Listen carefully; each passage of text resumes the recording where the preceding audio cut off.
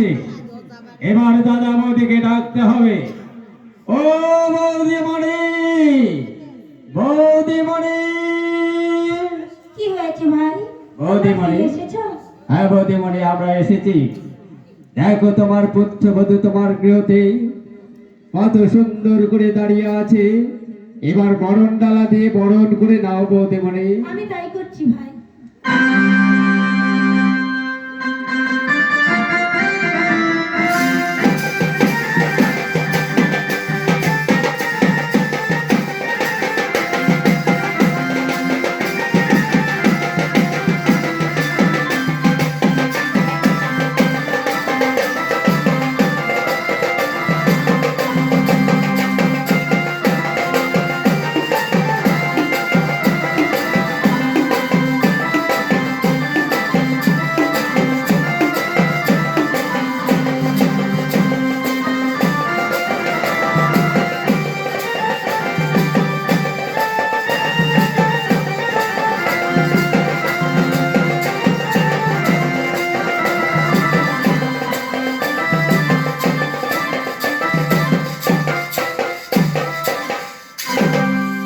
বাহ সনকা, আজ তুমি তোমার পুত্র আর বধূমারে পেয়ে আনন্দে উল্লাসিত হয়েছ।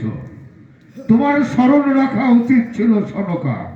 বর দিয়ে ধন্বন্তরী বলেছিল আমাদেরকে পুত্র বিবাহ রাত্রে রাখিবে অতি সাবধানে। তাই তো নিশ্চিন্ত করিয়া বাঁধিয়াছিল হোমাসর ঘর, সেথায় প্রবেশ করাবো বেহুলা লক্ষ্মীন্দর।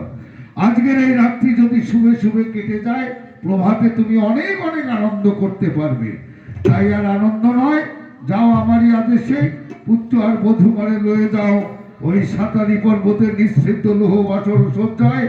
ওদের দুজনকেই তুমি রেখে আসো গিয়ে সনকা। তোমার আদেশ আমার শিরোধার্য। বাবা লকার, মাগু, তোমার পিতার আদেশে এই মুহূর্তে আমি তোমাদেরকে নিয়ে যাব ওই সাঁতারি পর্বতে। বেশ বেশ। এসো বাবা, এসো মধুমা।